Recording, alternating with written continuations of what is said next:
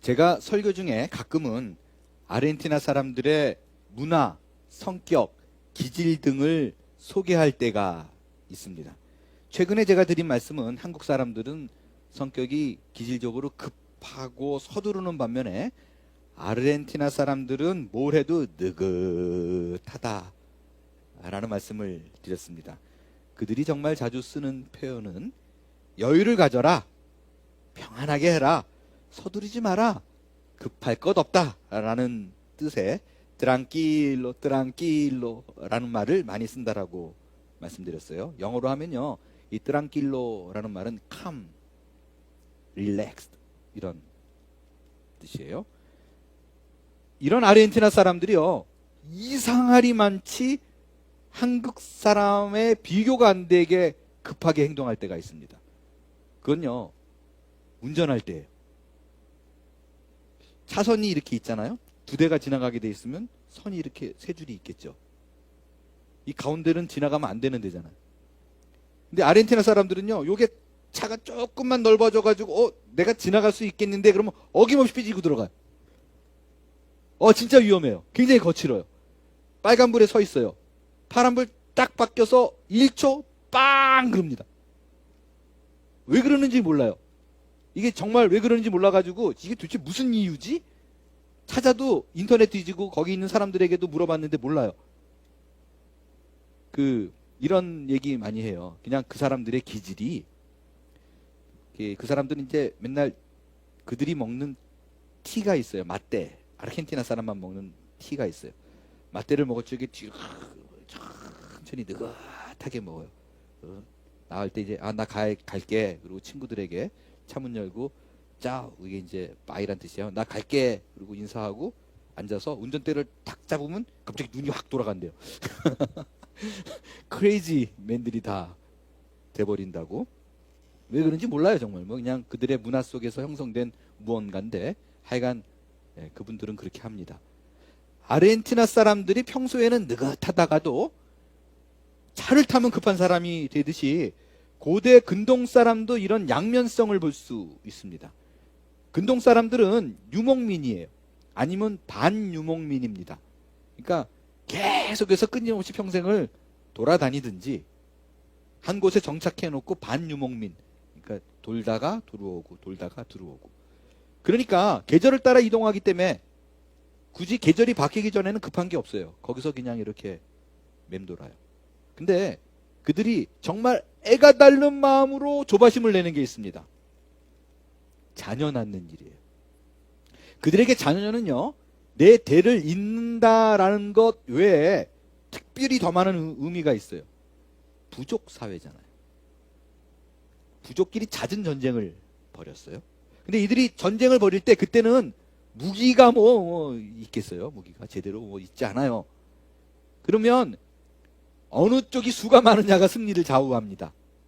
그래서 자녀를 많이 낳는 것이 나를 안전하게 지킬 수 있는 굉장히 중요한 도구입니다. 심지어 여러분 아시지만 누가 아들이 없이 죽으면 그 죽은 사람의 와이프를 형제 중 한 명이 취해가지고 자녀를 낳게 해줘요. 그때 난 거는 내 자녀가 아니에요. 거기 대를 잇는 거지. 그 가정을 지키라는 거죠. 수원법이라 그래요. 우리는 지난 시간 동안 아브라함의 이야기를 통해서 아브라함이 얼마나 애가타게 자녀를 기다리고 있는 것을 살펴봤어요. 분명히 하나님께서 너를 통해서 하늘의 별과 같고 바다의 모래같이 자녀가 많게 해줄게 라고 약속했는데 웬걸요? 10년이 지나도 한 명도 없어요. 그래서 어떻게 해요? 이스마엘을 통해서 하가를 통해서 이스마엘을 낳아버리잖아요. 근데 하나님이 이걸 안 좋아하셨어요. 어떻게 할 수 있느냐? 그 일 이후에 자그마치 13년을 하나님이 침묵합니다. 10년을 기다려도 그때는 간혹 나타나도 못 참았는데 그 뒤로 13년을 뚝 하고 끊어요. 1절에 보면 아브라함이 90세 여호와께서 아브라함에게 나타나서라고 얘기하죠. 99세. 이게 17장 1절이에요. 16장 마지막 절. 16장 마지막 절이 16장 16절이에요. 그때가 몇 살이었나? 아브라함이 86세였어요. 지금 99세. 13년 동안 하나님께서 침묵했어요. 사실은 13년이 더 될 수 있어요. 왜냐하면 이때 하나님이 나타난 것도 실제적으로는 아브라함에게 나타난 거 아니잖아. 하갈에게 나타났었죠. 그러니까 13년이 훨씬 더 되는 시간입니다. 이 오랫동안 침묵을 하신 이유가 뭘까? 이 아브라함에게 있어서 13년은 도대체 무슨 의미가 있는 걸까? 여러분, 침묵은요, 하나님께서 아무 대답이 없는 거, 응답이 없는 거, 말씀 안 하시는 거, 이거는 영적인 깊이와 상관이 있습니다. 여러분, 영적인 성숙은요, 결코 신속히 빠른 시간에 이루어지는 일은 없습니다. 반드시 시간이 필요해요. 차곡차곡 쌓아가야지 깊이가 있게 자라납니다. 한때는 우리들에게 나타나는 영적인 은사가 영적 깊이의 지표로 생각하는 적이 많았었어요. 그죠? 신유의 은사가 있다. 병 고친다. 그죠? 방언을 한다. 이런 거를 하는 사람들 예지를 한다. 와, 영빨이 뛰어나. 영적인 깊이가 있는 사람으로 생각했습니다. 근데 그거 아니에요. 이런 영적인 은사는요, 예수 믿은 지 얼마 안 돼서도 갑자기 받을 수도 있고요. 심지어 예수 믿은 당일날 은사를 받는 경우 있습니다. 그럼 그 사람이 20, 30년 믿은 사람보다 더 깊이가 있느냐? 절대로 그렇지 않아요. 여러분, 참되운 신앙의 깊이는 하나님의 시간을 이해하는데 달려 있습니다. 하나님의 시간이라고 말할 것도 없어요. 사실은 시간의 개념을 명확히 이해하면 초월적 존재를 인정하지 않을 수가 없고 하나님에 대한 인지가 생길 것입니다. 조금 더 자세히 풀어가 보겠어요. 성경에 하나님께서 태초에 우주 만물을 창조했다라고 얘기했어요. 만물이 뭐가 만물일까요? 우린 자꾸 물질로만 생각해요. 근데 그 만물은요, 사실 세 가지로 집약할 수 있어요. 시간, 공간, 물질. 그러니까 눈에 보이는 마테리얼만 아니에요. 시간, 공간, 물질. 창세기 1장 1절에 태초에 하나님이 천지를 창조하시니라 라고 얘기를 하잖아요. 그러니까 천지만 집중하는데 실제는 아니에요. 실제로 보면 이거 안 되나요? 태초에 하나님이 천지, 태초가 뭐예요? 시간이에요. 하나님이 천, 하늘이잖아요. 공간, 지, 땅, 물질. 시간과 공간과 물질을 창조했다는 게 1장 1절이에요. 자, 여기서 그렇게 보면 태초라는 것의 의미는 뭐냐면 그때부터 시간이 시작된 거예요. 그 말의 의미는 뭐냐면 시간이 시작되기 이전에 하나님이 있었어요. 이전이란 말도 이게 굉장히 어불성설이지만 모순된 말이지만 분명한 건 뭐냐면 시간과 공간과 물질은 물질 세계에 있는 우리들을 위해서 하나님께서 만들어진 것이지 하나님은 사실은 시간과 공간과 물질이 필요하지 않으신 분이에요. 필요하지 않을 때 존재했는데 인간과 짐승들과 이 땅에 존재하는 모든 이들을 위해서 이 세 가지를 만들어 놨다라는 것입니다. 그 말의 의미는 하나님은 시간에 구애받지 않는 분이라는 뜻입니다. 우리는 시간 속에 갇혀 있어서 흐른다는 개념으로 생로병사를 겪어가지만 하나님은 아니에요. 하나님은 결코 시간에 구애받지 않습니다. 여러분 머릿속에 넣으셔야 돼요. 시간에 구애받지 않아요. 제가 왜 이렇게 강조하는지 하나하나 풀어가면서 설명을 드릴 거예요. 하나님은요, 분명히 태초에 시간과 공간과 물질을 창조했는데 이 모든 것을 다스리라 라고 우리에게 얘기했어요. 근데 하나님이 다스리라 라고 얘기를 했는데 시간은 다스리란 말을 안 해요. 다른 건 다 다스리래요. 공간도 다스리는 거예요. 우리가 환경 오염 이런 문제들, 그죠? 다 공간도 다스리는 거예요. 그러나 시간은 주지 않았어요. 그래서 우리가 힘들어요. 만약에 우리에게 시간까지 다스리는 그런 능력을 주셨다면, 권한을 주셨다면 너무너무 힘들면 떡 하고 그냥 1초 만에 그거 넘어갈 수 있잖아요. 근데 하나님이 애석하게도 시간은 그분의 권한이에요. 그분의 권한이에요. 그래서 우리는 시간에 속해 있기 때문에 다스리는 권한이 없어서 어려운 시기에 그 시간이라는 무게의 고통을 애써서 감당해야만 합니다. 어쩔 수가 없어요. 반면에 하나님은 어떠냐? 베드로후서 3장에 보면 하나님은요, 천년이나 하루나 천년이나 똑같대요. 이게 여러분, 문학적 표현 아니라고요. 하나님은 시간이라는 게 아무런 의미가 없어요. 왜? 속해 있는 분이 아니에요. 하나님께서 아브라함에게 지난 13년 동안 나타나지 않았대요. 얼마나 힘들었겠어요. 얼마나 힘들었겠어요. 그렇기 때문에 때로는 가끔가다 이런 표현을 써요. 아브라함이 고통스러운 순간, 그 어려운 순간에도 마찬가지로 하나님도 그 인고의 시간을 감당하셨다. 이게 참 듣기에는 좋고 감동스러운데 사실 아니에요. 절대 그렇지 않습니다. 그분은 인고의 시간 보낸 거 아니에요. 이건 완전히 인본주의 관점이고 인간 중심의 해석입니다. 하나님께서 인고의 시간을 나랑 같이 보냈구나 그러면 뭐 감동도 되죠. 위안도 되죠. 팩트는 사실이 아니에요. 그거 사실 아니에요. 왜냐하면 하나님은 시간을 초월한 분이십니다. 시간이 그분에게는 의미가 없어요. 이런 건 가능해요. 아브라함이 고통받는 시간에 같이 아파할 수는 있어요. 그러나 그것이 그분에게 인고의 시간은 아니에요. 만일 하나님이 그 시간을 인고했다라고 그러면 굉장히 문제 많아요. 하나님이 시간에 묶여서 고통받고 있다 그러면 전지전능 아니죠. 절대로 아니에요. 인고의 시간이라는 생각은 잘못된 겁니다. 거기 시간에 묶여가지고 같이 고통받는 하나님이라 그러면 믿을 필요 뭐 있어요? 하나님이 시간의 지배를 받지 않지만 인간은 그렇지 않아요. 그렇기 때문에 시간을 다스릴 능력이 인간에게 없기 때문에 하나님은 인간이 할 수 없는 그거를 통해서, 그 시간을 통해서 우리의 신앙의 깊이를 더해갑니다. 13년 동안 아브라함이 온갖 시간 생각 많았겠죠. 상념에 다 사로잡혔을 거예요. 그러나 그 시간을 통해서 아브라함의 신앙은 깊이를 더해갑니다. 자, 하나님께서 시간을 통해서 아브라함의 신앙의 깊이를 더해간다라고 제가 말씀을 드렸어요.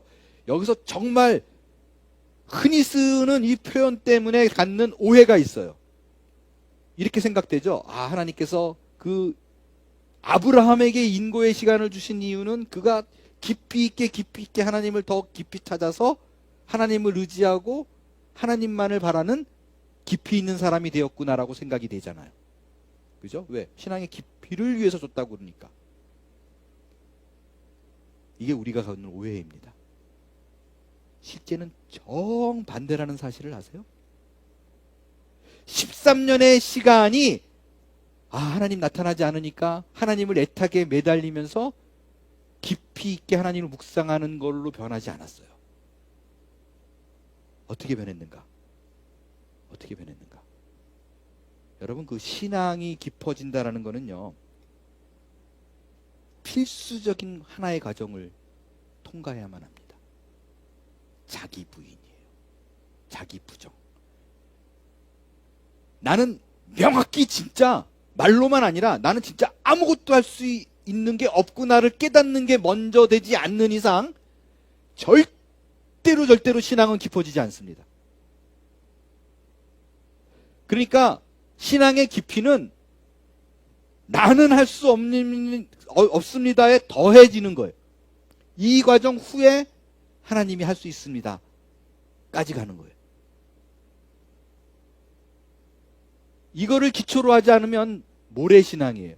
반드시 무너집니다. 아브라함의 경우를 한번 살펴볼게요.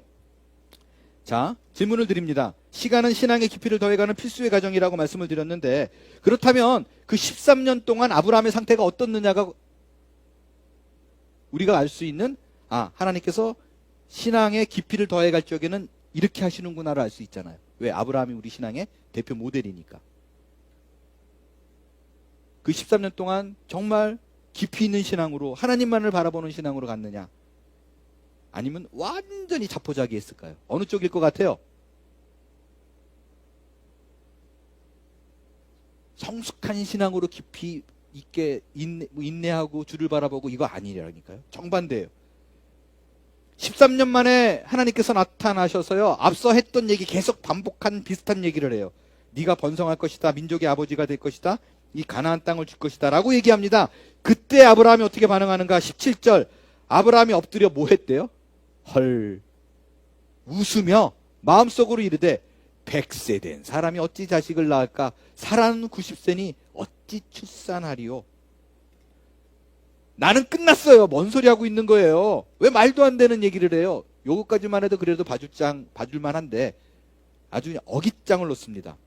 그냥 더도 말고 덜도 말고 그냥 하나님이 할 수 있는 선은 이스마엘이나 잘해줘요. 있는 애나 그냥 얘나 어떻게 건강하게 해주세요.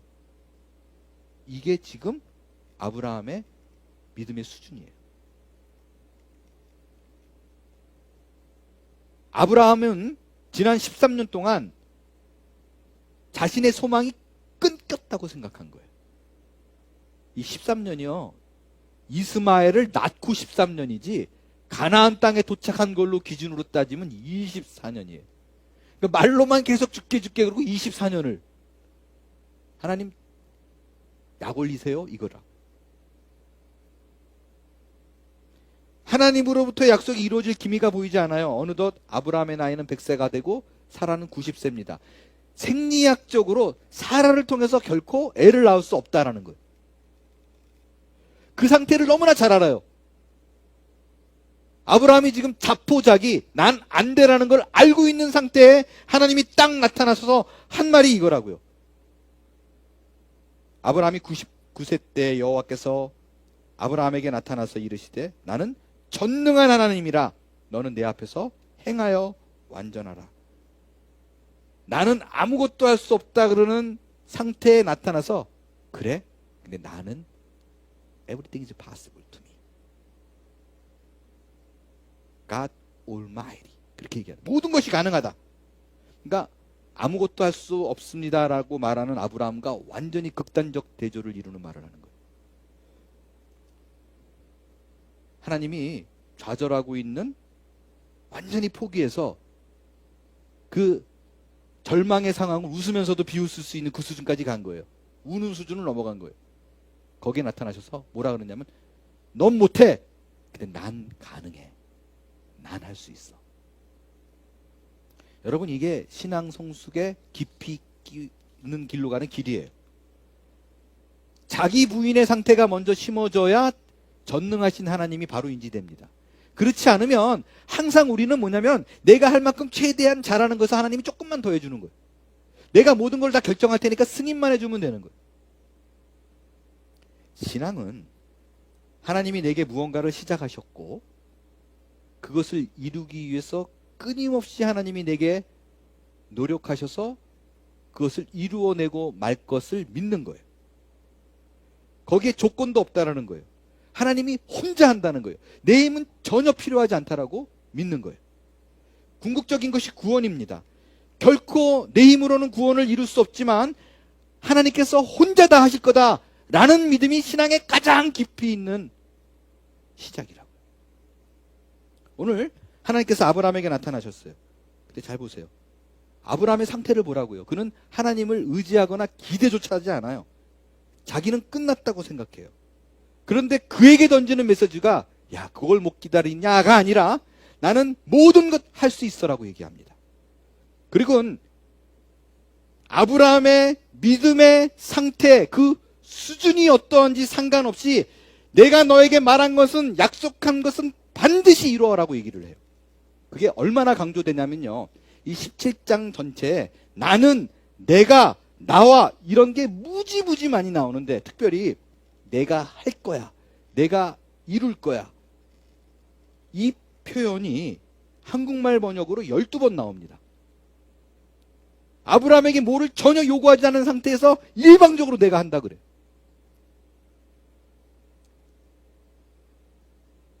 그러니까 여러분, 우리가 알고 있는 공식이 있죠. 믿음에 비례해서 하나님의 보상이 늘어난다든가, 믿음이 비례해야지 하나님이 약속을 들어준다라는 공식이 완전히 깨지는 거예요. 우리에게 주어진 약속의 성취는 하나님의 일방적이요, 하나님이 원인이고 하나님이 이유이지 나에게서 근거를 찾지 않습니다. 이 약속의 성취는 13년 동안 잘 참아준 인고의 시간을 인내해준 아브라함을 향한 하나님의 보상이 아니라고요. 끊임없이 형편없이 하나님을 비웃고 있는 자에게 나타나서 내가 언약을 세우겠다, 내가 너를 열국의 아비가 되게 하겠다, 너를 번성하게 하겠다, 이 땅을 너의 후손에게 주겠다, 몽땅 다 내가 하겠다는 거예요. 여러분, 이단과 한번 비교해 볼게요. 여러분, 이단을 보면 이해가 안 가는 부분이 너무 많잖아요. 황당한 얘기를 하는데 수만 명이 모이잖아요. 수만 명이 모여요. 이단들이 수만 명 모이는데 그 메시지를 들어보면 결정적으로 딱 두 개예요. 그건 뭐냐면 보상이에요. 해. 반드시 이렇게 해줘. 믿으라니까. 바쳐, 드려, 해. 실망하지 않을 거야. 이거예요. 또 다른 건 뭐예요? 안 해? 두고 봐, 하나님이 너한테 어떻게 하는지. 뭐 잘못됐어? 봐, 내가 뭐라 그랬어? 공포. 근데 이게 또 웍해요. 그래서 길길이 뛰고 그러는 거 아니에요? 집 팔고. 안타까운 건 이게 웍하는 걸 너무나 잘하는 몇몇의 교회들이 또 그걸 써요. 하나님이 보상합니다. 여러분이 드리는 모든 헌신을 주님께서 받으십니다. 해보십시오. 하나님은 그런 거 해줄 수 있는 분입니다. 여러분의 기대를 채워줄 겁니다. 근데 교통사고가 났어요. 내가 뭐라 그랬어요? 이게 웍한다니까요. 그래서 커진 교회들 많아요.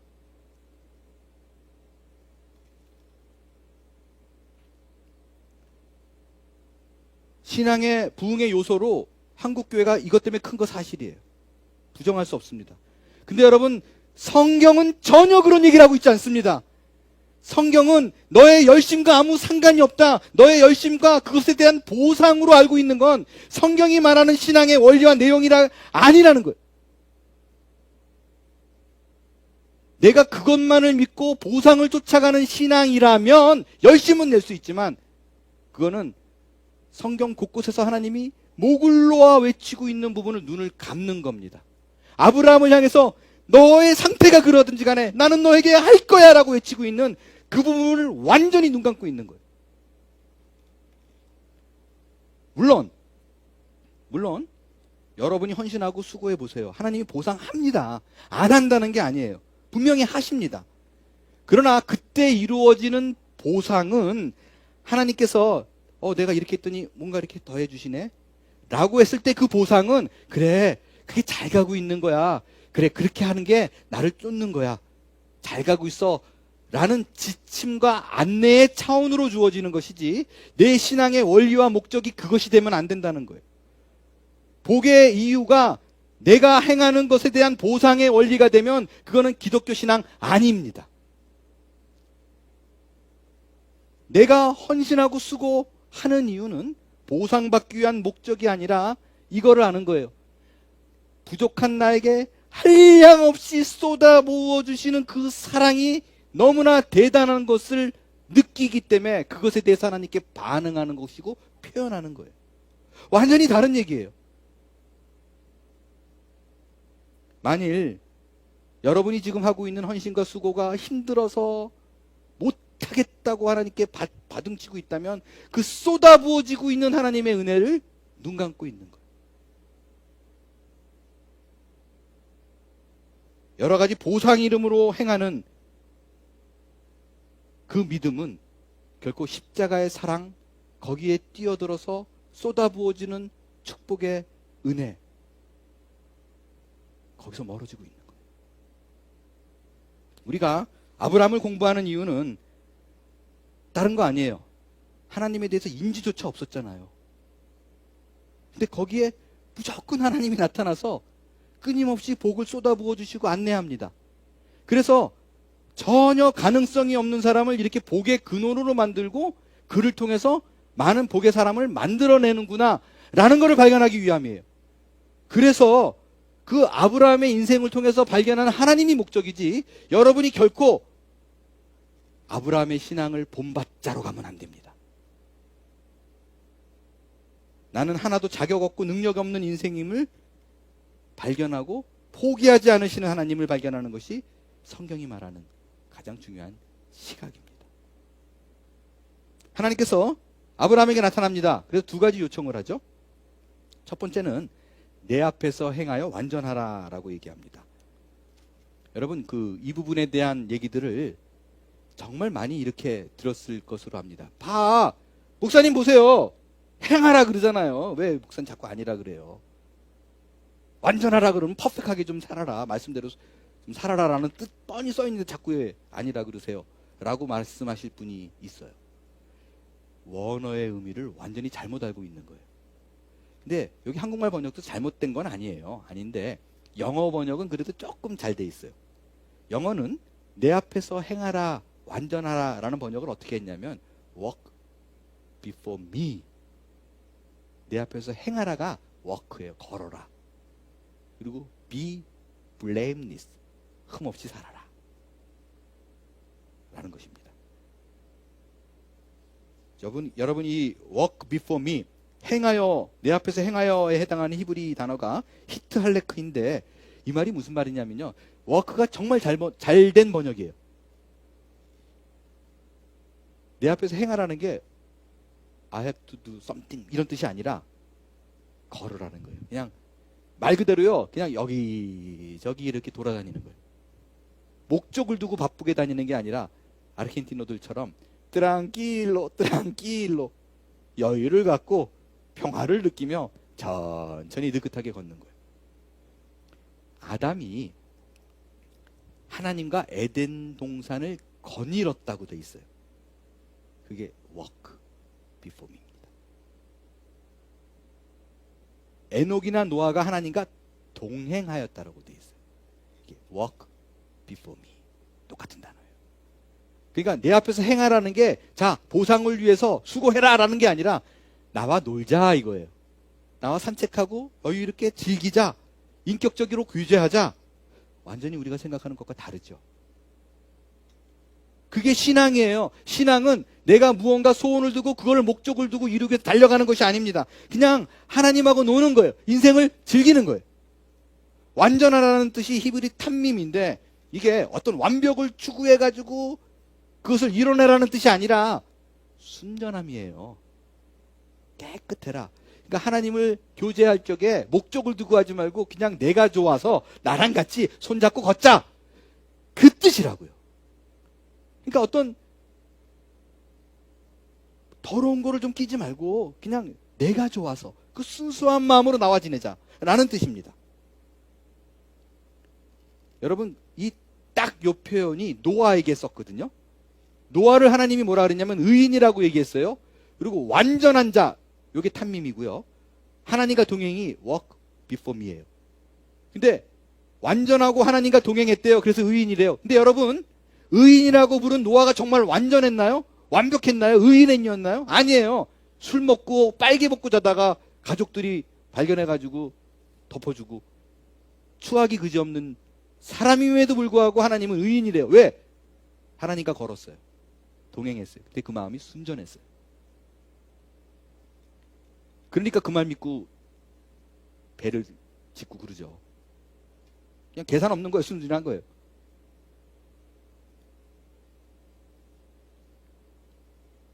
아브라함에게 요구한 히트할레크, 하나님과 순수한 마음으로 함께 걷는 자였기 때문에 의인으로 받을 수 있습니다. 그러니까 트랑킬로 여러분이 확실하게 한 단어는 배웠을 것 같아요. 트랑킬로 혹시 이렇게 스페니쉬 일하는 분이 있으면 막 급하게 왔다 갔다 그러면 그냥 트랑킬로 그러면 고마워할 거예요. 결국엔 우리가 의인으로 칭함받는 것, 완전에 이르는 것은 창세로부터 계속적으로 행위가 아니라고 얘기하고 있는 거예요.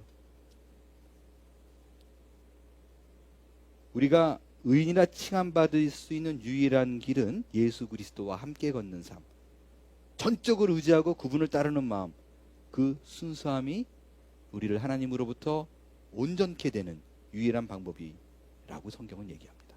마지막으로 하나님이 아브라함에게 요구한 건 뭔가? 하나님께서 할례를 행하라고 얘기해요. 할례가 뭐예요? 남성의 생식기에 표피를 잘라내는 포경수술을 하라고 얘기해요. 왜 하나님이 갑자기 아브라함에게 너 생식기 잘러 라고 얘기했을까요? 쉽게 이해가 되죠? 나는 못해요. 그래? 근데 난 가능해. 그러니까 너 생식기 잘러. 연결이 되죠? 그래, 넌 안 돼. 그 안 되는 거에 극단적인 상황. 물론 완전히 잘라내는 건 아니지만 표피를 잘라내는 거지만 표피를 잘라내므로 넌 진짜 안 돼를 상징적으로 보여주는 거예요. 물리적으로 가능하다고 생각하는 그 싹을 아예 없애버리라는 거예요. 어차피 불가능한데. 너 자신이 근거가 될 수 있는 거 완전히 제거해라. 할례입니다. 할례는 내 힘으로 이루지 못합니다. 하나님께서만이 행할 수 있습니다. 상징적으로 우리에게 보여주는 거예요. 근데 이거를요, 바울은 이 할례를 뭐라고 얘기했느냐? 그리스도의 대속의 죽음이 할례라고 얘기합니다. 골로새서 2장 11절을 한 목소리를 읽겠어요. 마지막이에요. 시작. 또 그 안에서 너희가 손으로 하지 아니한 할례를 받았으니 곧 육의 몸을 벗는 것이요 그리스도의 할례니라. 손으로 하는 거, 실제적인 물리적으로 제거하는 거 이제 하지 마. 왜? 너희는 예수 그리스도의 십자가가 진 예수 그리스도께서 스스로의 몸을 잘라내고 그 십자가에 못 박힌 그 사건으로 몽땅 다 이거를 믿는 자는 할례를 받은 거야. 물리적인 거 굳이 할 필요가 없어. 라는 거예요. 여러분, 할례는 정말 중요합니다. 해야 합니다. 해야 합니다.